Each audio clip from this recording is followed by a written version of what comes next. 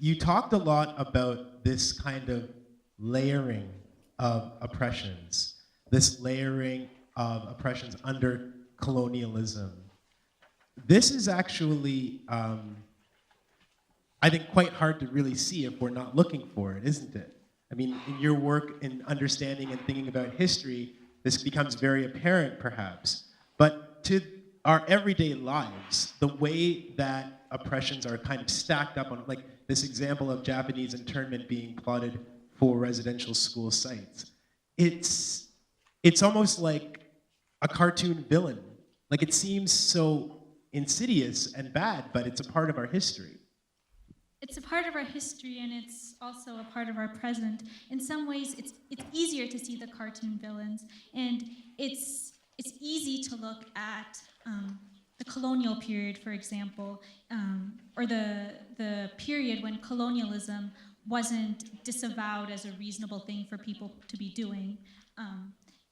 As opposed to now, when we've officially disavowed colonialism, it's easy to look back on that and produce a narrative about progress where we've now overcome this racism, which was fundamentally part of the colonial system, and we've now progressed past that. We now have multiculturalism. But actually, if you look at even the way that law is deployed in the War on Terror, it is so fundamentally similar to the way that law was used in colonialism. So, for example, when the War on Terror was initiated, Western powers were very confused about, how do we treat terrorists? How do we treat these non-state actors who, unlike us, have no legitimate claim to be using violence? And they treated the War on Terror, as a completely new situation, which required us to reinterpret all of the rules of the game in order to deal with it. But actually, the only reason why this appeared new was because we have taken the legacy of colonialism out of the way we think about international law. We've forgotten the ways in which international law was specifically developed in order to apply to conflicts between European societies and exclude the massive projects of violence that were occurring in the colonies by those very same European powers. So often when we look at situations that we're facing now, concerning the violence of others, and we think that these are new situations which we're dealing with, and that we don't any longer have these very pernicious and insidious systems of race undergirding our legal system and our political system. It actually looks very much like the way that law and legal logic were used during the colonial period. And so I think for us, colonialism is something we want to forget about, and we want to be able to live our lives as Canadians and not thinking of ourselves as settlers or as people who are perpetuating the dispossession of Indigenous peoples. But I think once you begin to see the continuities between the logics of colonialism and the logics that inform so much of our discourse around national security and counterterrorism, and the way that some people's violence is portrayed as illegitimate and some people are portrayed as barbaric or just completely outside of the rules of the game, I think once you begin to see those continuities, it becomes a lot easier to realize that we really do have to be more critical about our position right now. It really reminds me of, I learned a little bit in some research that I did. I've been advocating about voting reform. And why should a non-citizen who moves to Toronto not be able to vote in a municipal election? This is something I've been on for years. But the answer to that honest question, why shouldn't they be allowed to vote, is in our colonial history as well. Because if the Indigenous people of this land could have been denied on their own territory the right to participate in democracy through voting and owning land, of course an immigrant can be denied the right to vote by the same rules. I thought you captured that idea really well. To talk about racism, and you were very specific because you continually used the term anti-Muslim racism, and I think that this is important because we hear a lot today that Islam is a religion, and what are all you crazy people doing talking about racism against Islam? And Muslims are all different colors, so we can't be racist against them. I've been told that so many times. So what's up? What's up? What's going on? Like how would you describe what sounds like the racialization of a religion. How's that happening? I think once we accept, as most scholars of racism do, that racism isn't actually about any biological property that any of us possess called race. Rather, it's about the way that race is socially constructed. So particular characteristics or particular qualities are read onto certain bodies by certain external characteristics, and those can be the texture of someone's hair or the colors of their skin, but as we've seen post 9/11, they can also be things like turbans and beards, which cause people to project certain characteristics onto people who are Muslim or even people who are perceived to be Muslim, which is why, for example, Sikh communities have experienced a dramatic rise in hate crimes following 9/11 because they've been confused for Muslims. There was an actor 2 days ago who was not allowed onto an Air Mexico plane Exactly. because he was wearing a turban, and he refused to remove it when asked to do so by security. But I think, again, if we take a longer historical perspective, this can be helpful for us in understanding the way that racism works. So modern biological racism has its roots in European theological polemics, in European religious polemics that Christians used against Jews and Muslims, on the one hand, to justify practices like the Inquisition in Spain, which they had conquered from the Muslims, and on the other hand, to justify the colonization of the New World against the indigenous people. So Muslims and Jews were represented as theological enemies, as people of the wrong religion, and indigenous people were represented as people without religion, as savages, and this is what justified the colonization of the New World. Eventually, this discourse grew into the biological racism that we now know and hate today, with the rise of Darwinism, for example, which gave a biological substrate, a supposedly biological substrate for thinking about race. But if you look historically at the way that othering processes have worked, it's very clear that religion can function in a way that's very similar to the way that race functions now. And so the idea that you can't be racist against people because Islam is a religion and it's not a race really doesn't stand up to any historical scrutiny of the way that racism has historically worked, because historically it has also been about demonizing religious others. This is why I can't live tweet you. There's too much going on. I want to invite folks who are out here. I cannot see you very well. I apologize. It's very bright up here. But we do have, oh, that's much better. Yeah. Thank you. I could get used to this game. We have opportunities for you to come to the mic or to, where's the mic? There's the mic, for example. And I would like you to do that. We had a certain time limit for this conversation. I'm going to probably break it because I know we're having a good time. And we do really want to hear from you. I know Azeezah was sincere when she said that. I really want to hear from folks who are coming here tonight as well, with the caveat that remember that there's probably many other people behind you who would like to speak, so please be respectful of the microphone. But please feel free to come up, and when you do, I will acknowledge you, and we can take some questions and comments from the audience as well. So while people get their courage up, let me ask you about the three men who have just come back in the news, Nuruddin Almaty and Almaki? Almaty and Nuruddin, yes. Thank you. And the idea that when in opposition, the liberal government said these three men were tortured, CSIS was complicit, they should be given an apology, and they should be compensated. And as a liberal party in committee and in our various positions in the House of Commons, we are voting in support of these men getting their apology, getting their compensation for being tortured. Now as government, not so much. In fact, we're going to fight to not give them their compensation, not give them their apology, and protect the people in CSIS who did this to them. This then suggests just why the pressure on the liberal government to do this when everybody looks at them as the agent of change after 10 years of Harper? Why the reluctance on Bill C-51? Why the reluctance on these men who they outright supported? What's going on? First of all, I think it's very important to remember that the Almaty Al-Malki Northern cases, as well as the Banata case, all occurred under the post-9/11 liberal government. They didn't occur under the conservative government.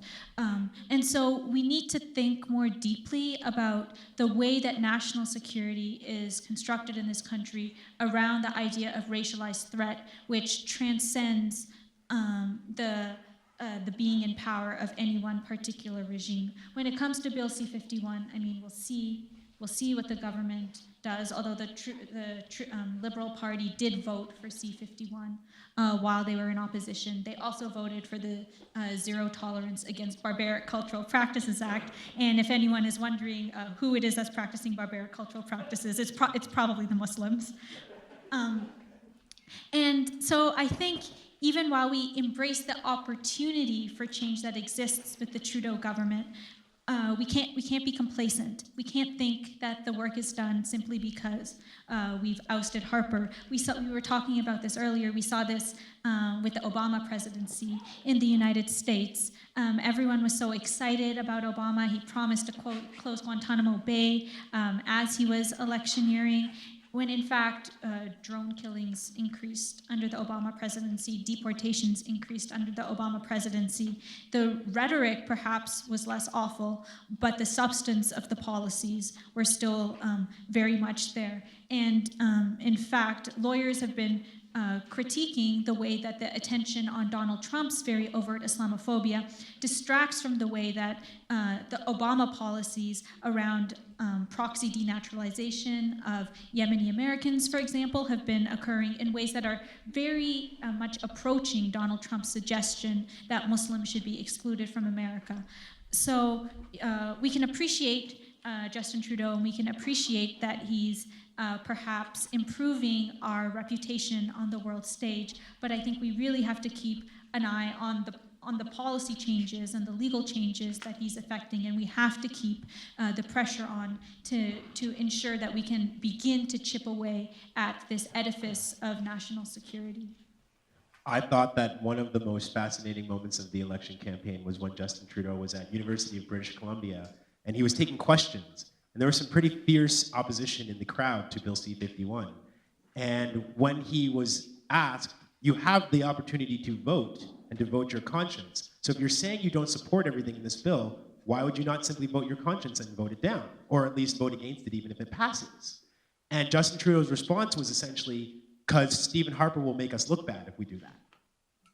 It was like just naked strategy play telling the audience, I can't do this because it's not good strategy for my political party. I was fascinated. Let's go over here for a more fascinating conversation. No pressure, though. Hi. Okay, so... Please introduce yourself, by the way. I didn't say that. All right, sure. My name is Alex. I'm a grade 12 student. I was wondering, so I know in America now, there's like this whole like the Donald Trump phenomenon, right? Where you have a large amount of people who are not only like very anti-Muslim, but also anti like the conversation about like race. And there seems to be this like big dislike of political correctness. So how do you even begin to like discuss these kind of issues and discuss like the history behind it if there is like this big kind of dislike of even discussing these kind of issues? You know, like what is their solution to people who wouldn't be found in these kind of halls, who are like, you know, the people who are really making like Donald Trump possible? In other words, how do we end racism? I mean, I don't know how to get people in the room who aren't already there. I think it's important for us to acknowledge that the Donald Trump hysteria about political correctness stopping us from talking about race isn't just an American phenomenon. In the National Post the other day, an article was published by a former British premier saying that white men are being prevented from participating in the conversation around race in Canada. I'm not going to say who it was. I'm not going to name names. Okay. I was going to, but let's move on. I had a conversation. Than you are. I'm a lawyer. You're a journalist. That's why I'm more discreet. Thank God. Thank God for that. So these ideas are deep-seated in Canada too. But I think once you once you look at the empirical evidence about the way that white male voices in particular are still accorded such privilege in Canada, when you look at the dominance of white male voices in column spaces in Canadian media, when you look at the overrepresentation of white men in our houses of parliament, I think you have to appreciate that, if anything, that political correctness is certainly not dampening the voices of white men. And I don't know if people's very entrenched ideas and fears around racism are susceptible to that kind of empirical evidence. And in my opinion, they haven't been there, which is why we can continue to have this very rampant discourse about the threat of Muslim terrorism, even in the face of very hard data indicating otherwise. So I don't know if it's susceptible to that, but I think that then maybe the answer is just that we have to get ourselves moving, and we have to get ourselves active, and we have to increase our own political power, so that even if we can't convince others, we can still change the fabric of society. I just want to chime in because I feel very passionately about this as well. I fully agree with you.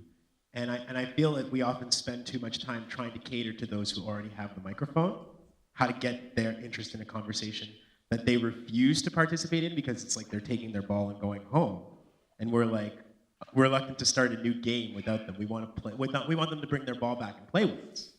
And actually, one thing that I've taken to saying about so-called political correctness is that I think the people who are politically correct today are the people who tell me I can't talk about racism.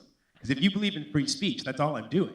I'm just engaging in my free speech. And perhaps you don't like what I have to say, but you don't have a right to like what I have to say. And if you don't want to hear me talk about racism, go away. But I'm going to talk about it with my people and others who are willing to have those conversations. And I'm not interested in whether or not it makes you feel silenced. That's your problem. So I kind of throw it back at them and say, why are you being politically correct and telling us that we can't talk about what we want to talk about? I think we should start thinking about it maybe in that way. Right over here. So my name is Richard, and I am a white male voice, and Hi there. and guilty by association, although I don't want to be guilty by association. I understand the plight, I empathize, I sympathize, and I want to help, and I want to be part of this, and I just don't know what to do. The talk, you did a very good job of explaining the structural and systemic racism that's been ingrained in our society dating back hundreds of years. However, I'm certain, once again, that guilt by association comes in. I don't know what to do, and I'll give you an example real quick with Black Lives Matter. A whole bunch of white people were feeling the same pain, perhaps not the same pain, but we're still feeling pain, but they know what to do, and then they co-opted and turned it to All Lives Matter, and that was not the right thing to do at the time. So I'm asking you, with this kind of situation, what me as a white male voice supposed to do?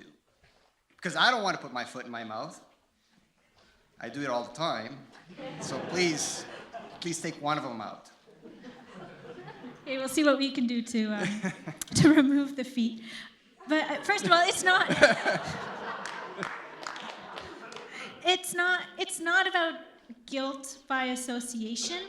Rather, it's about acknowledging the privileges that you have as a participant in the conversation around national security. So for example, you're not taken for granted as a threat to national security when you participate in the conversation. You're not taken as trying to defend a special interest or stealthily imposing jihad on the population when you suggest that maybe the Muslim terrorist threat isn't what we think it is. So in terms of very practical things that you can do right now, there's a consultation on Bill C-51 coming up.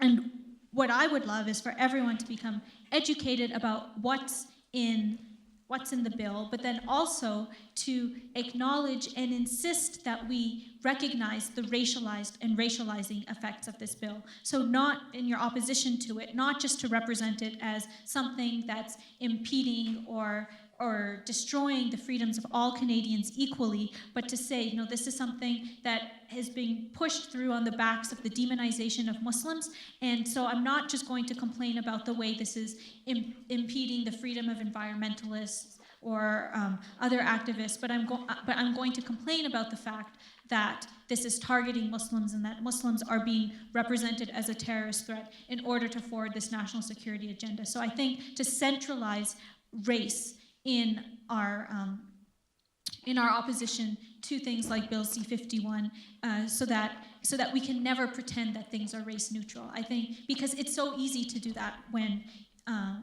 you're not constantly burdened by the racializing force of the national security state. So to always make that part of the conversation, I think that's valuable.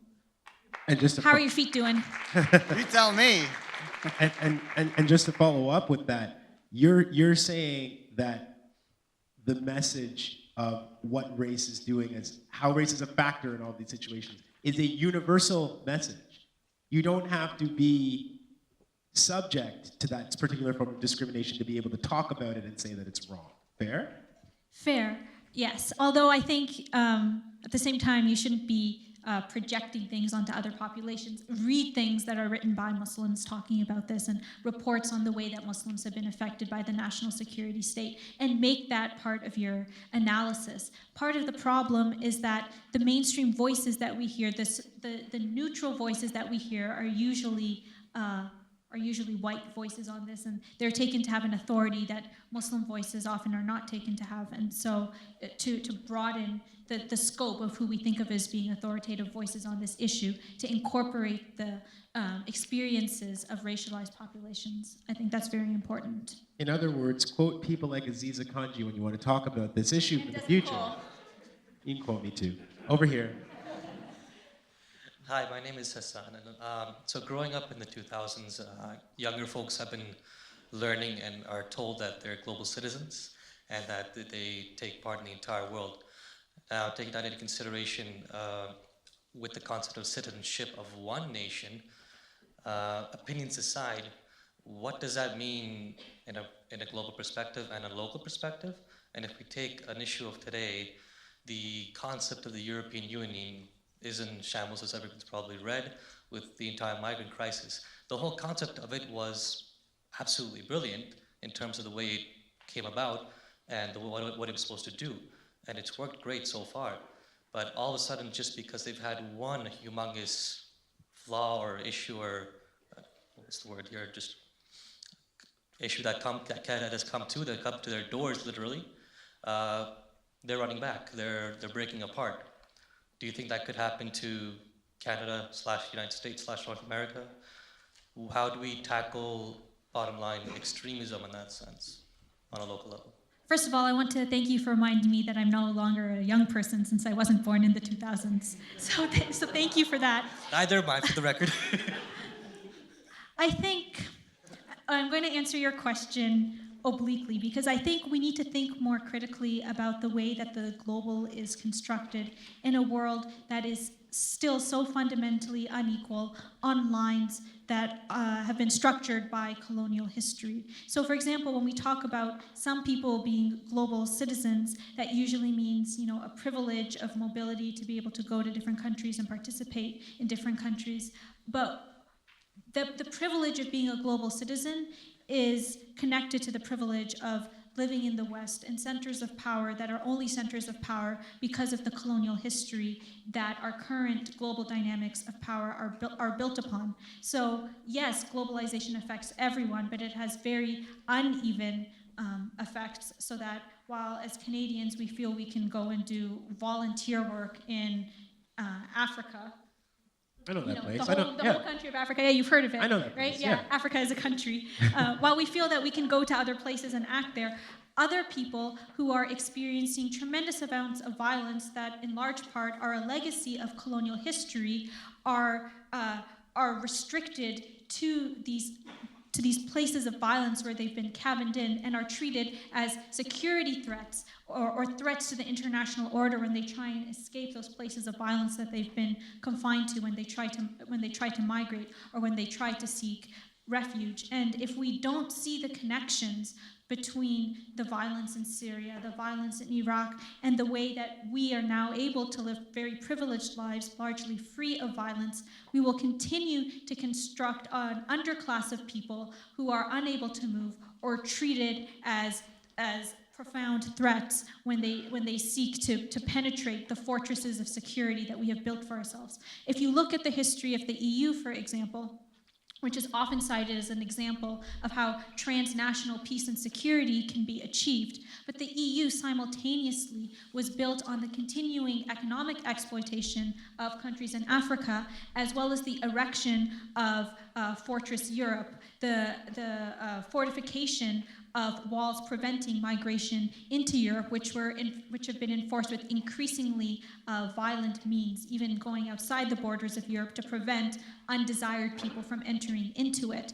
And so when we think about global citizenship, we also have to think very deeply about the mechanisms of violence that sustain the illusion of a globalization that's to the advantage of everyone, when the reality is that inequality is increasing, and there are places of the world where people are still subject to war and violence. That is very much a legacy of a colonial world order, which we think we have overcome. Just to go back to this idea of looking at settler colonialism versus how we're treating so-called newcomers today, and specifically when we talk about rules around immigration. In the same way that the folks in the Secret Trial 5 literally didn't know what evidence was being brought against them, you have today, for example, I saw a woman who's part of Indigenous environmental organizing, and she posted on Twitter a letter that she received from, I believe, CSIS. She was convinced that CSIS was spying on her, and they are. So she kind of wrote them a letter and was like, hey, why are you spying on me? And CSIS wrote back and said, we can't tell you why we're spying on you because that could be a threat to national security. Of course. Right? So we're seeing this equally with people who are doing, as you said, Indigenous work, Indigenous solidarity work, or Indigenous environmental activism, human rights activism, and people who are fighting for Muslims, Arabs, other immigrants who are being detained without anything because they're not citizens. How do you fight against something that keeps you in the dark? If Canadians can't even know the information about what's alleged against people, but the state says, just trust us, we know, how do you fight back against that? You're in the dark. If I knew that, we wouldn't have to be having this conversation now, would we?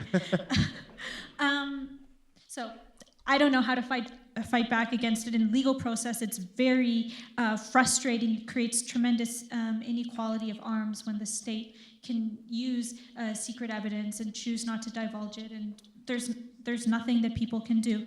I think it's important to appreciate the worsening situation that's produced by Bill C-51 in terms of use of secret evidence. Bill C-51 permits the state to use secret evidence in supporting decisions to put people on the no-fly list, reproducing the very same security certificate procedure which was condemned as unconstitutional by the Supreme Court in 2007. Also under Bill C-51, information sharing between government agencies is increased for people who engage in activities that undermine the security of Canada, which is a very long list of activities. This might be one of them.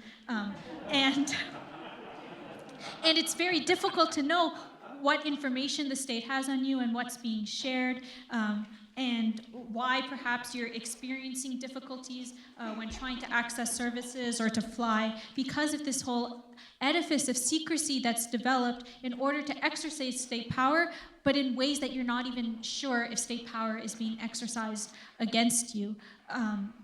So I think what we need to do maybe is for us to talk more about it. I think it's very frightening for people to feel like they're being monitored by the state, and it is frightening, but I think the more we talk about our experiences of it with each other, and we can track similarities in what's going on and between different people's experiences, I think maybe that's a way to begin compiling an archive of the very oppressive effects of the use of secrecy in the name of national security. I want to comment, if I can remember, to come back to this idea of information sharing, because yes, in my work around carding, this whole terrifying notion that all we're doing is sharing information has some devastating consequences. But first, hello. Well, hello. Well, first of all, I'm a little bit disappointed with tonight because the title is Glorious and Free with a question mark in front of it. I thought that's what we are going to talk about. I thought it's going to be a debate whether Canada is a glorious and free country or not. That's one. Wait, so what do you think? Is Canada glorious and free or not? I'm sorry? So do you think Canada is glorious and free, or do you think it's not? If you thought it was going to be a debate, which side of the debate would you have been on? I would say it is, in my opinion. But anyway, I want to ask you, what about the hidden racism, the type of racism that people carry under their skin and they are not even aware of it? What are we going to do about that? In a way, much of this lecture was precisely about that hidden racism, that is, the racism that exists not among people who say, oh, I hate Muslims and I'm going to go today and pull the niqab off the face of a woman, right? That's obvious racism. But this hidden racism, which disguises itself as truth, right? Which disguises itself in seemingly objective facts reported in government counterterrorism reports, like Muslims are responsible for the majority of terrorist attacks in North America and Europe. That's a fact that's paraded in RCMP and Public Safety Canada reports about counterterrorism. It's a racial idea, right? It's an idea that comes about through the racializing construction of Muslims and threats, and very racist ideas about whose violence is barbaric and whose violence is civilized, right? So those are profoundly racial and I would say even racist ideas, but because they're masquerading as truth, not as racist ideas, because they're taken as common sense,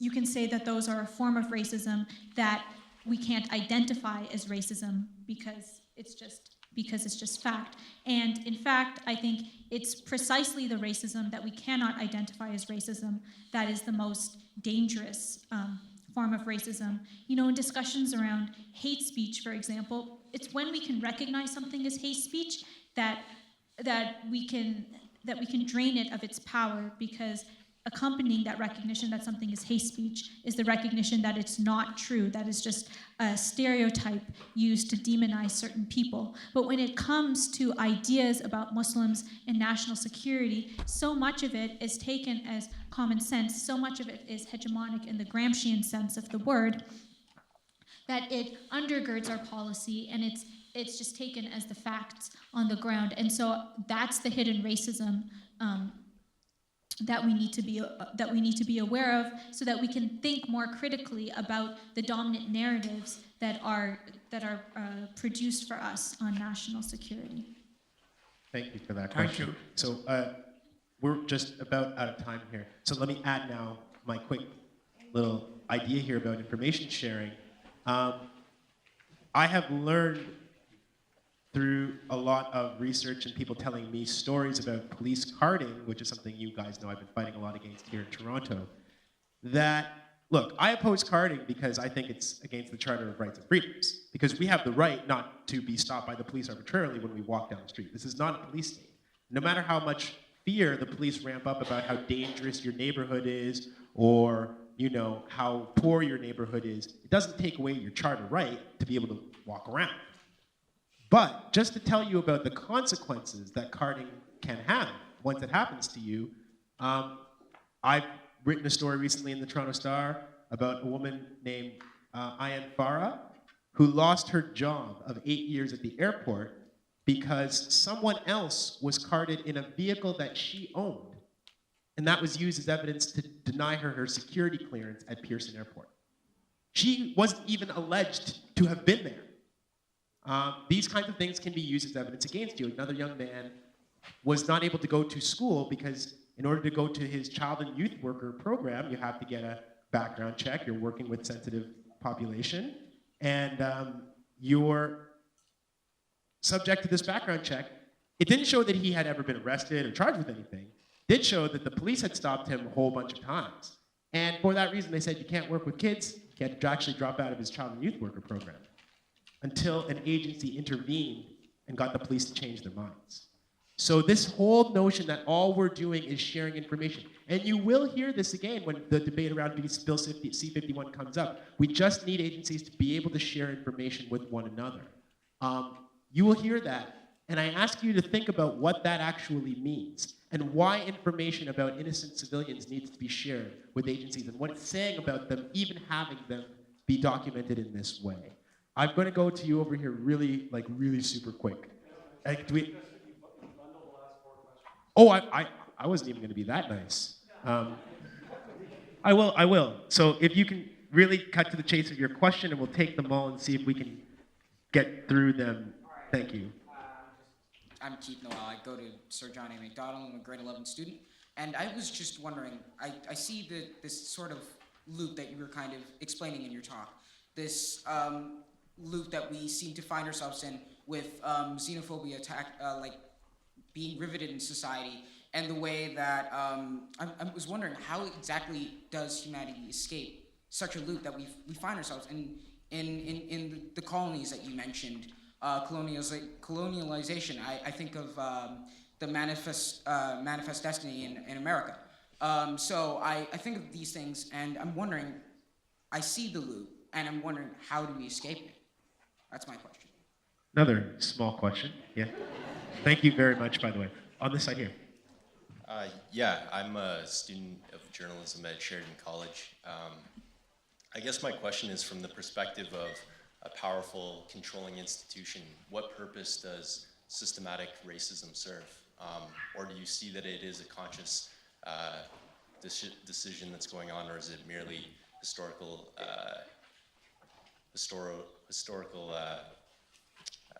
coincidence, I guess? You guys are going to help me remember these questions, right? Because I have a bad memory. End colonialism, purpose of systematic racism. You're great. Okay. You should be the moderator and have your own lecture series. On this side. Hi, Men making women always do everything. Eh? Classic patriarchy. Guilty. My name is Zaid. I just want to say, love you, Twitter, Desmond. And also, I wish you could also expound on the profiteering and the capitalism of the war on terror, how a lot of corporations that exist and that the Canadian government fights to keep their interests make a lot of money from the war on terror, from the surveillance to selling of arms, weapons, and even holding the people in the cells that happened in Syria and Egypt, and how there's a profiteering aspect of the war on terror that is maintained and upheld. I think you just answered the last question, so thank you. Hi, my name is Yasmin. And we talked a lot about Bill C-51. There's also Bill C-24, and I'm now officially a second-class citizen. And can you just really quickly explain what you mean by that for folks? As a Muslim woman, I feel like any acts or if I become an activist, or if I participate in things, I might be labeled as a terrorist, and therefore might lose my. I just got it 2 weeks ago, my Canadian citizenship. So I was just wondering now, in terms of law, what can we do to prevent, like in a democracy, for these laws to pass, what structures can we change in the law and in the system for these laws to pass? Thank you very much for all the questions. So what structures can we change in law around things like C-51 and C-24? What about the profiteering of colonialism? How do we end the loop of colonialism and of discrimination? And purpose of systematic. Yes, is it racism. intentional racism, or is it just something that's so deeply embedded in the system that it almost seems to function on its own? Okay, so let's go backwards, I guess, in order of the questions.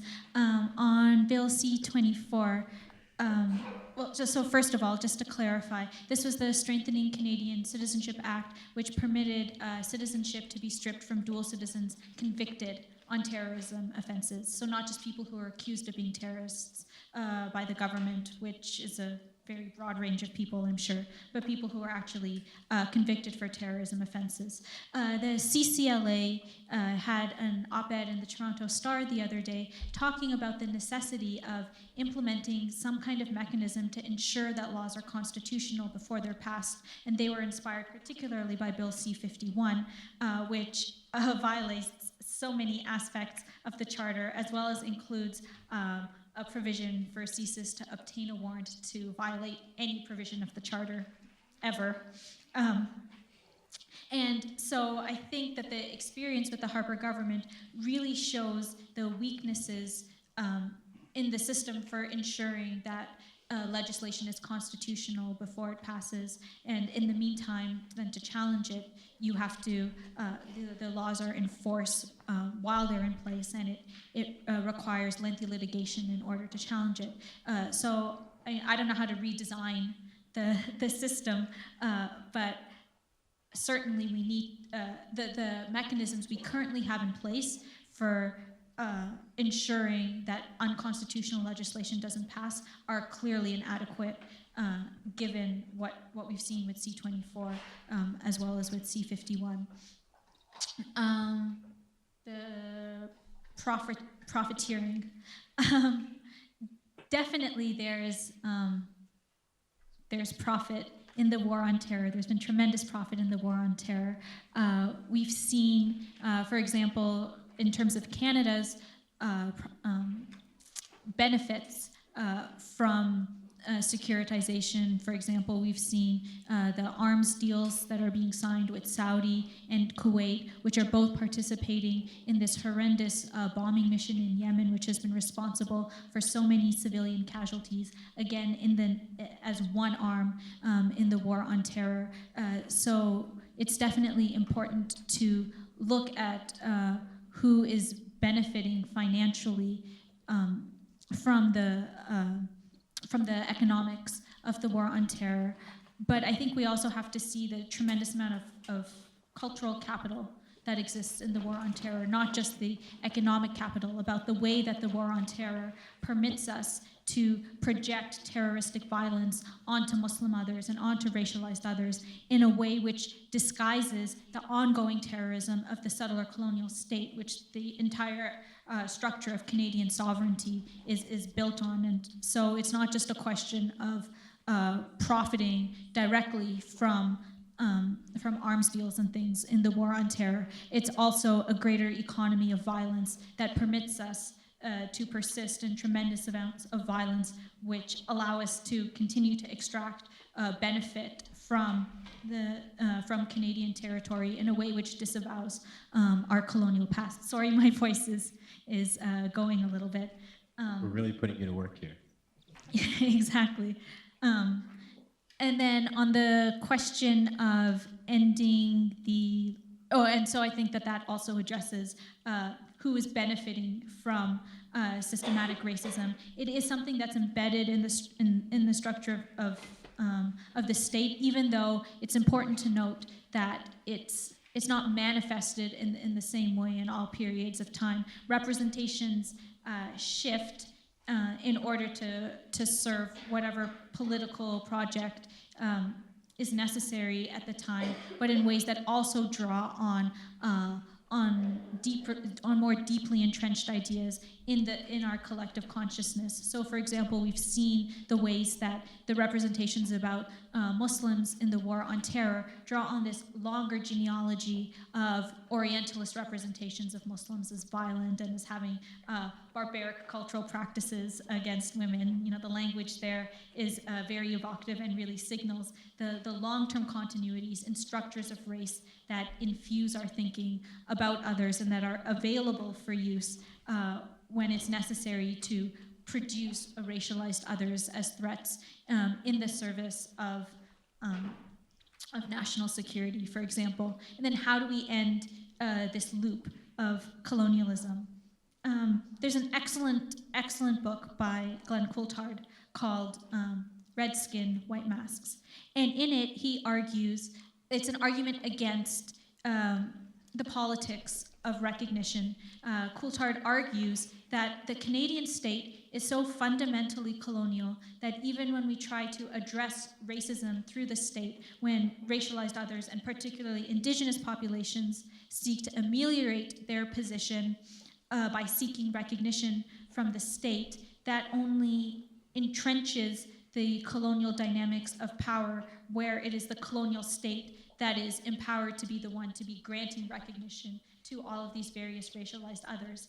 And so when we're thinking about the legal strategies that we can use to address colonial and neo-colonial structures and ideas about racism and what sites we should be waging our struggle at, I think we need to think very carefully about the colonial history of the state and to ask ourselves, in the words of Audre Lorde, whether we can ever use the master's tools to dismantle the master's house, or if we just end up strengthening the foundations of the house when we try to apply our tools to the structure. Mm-hmm.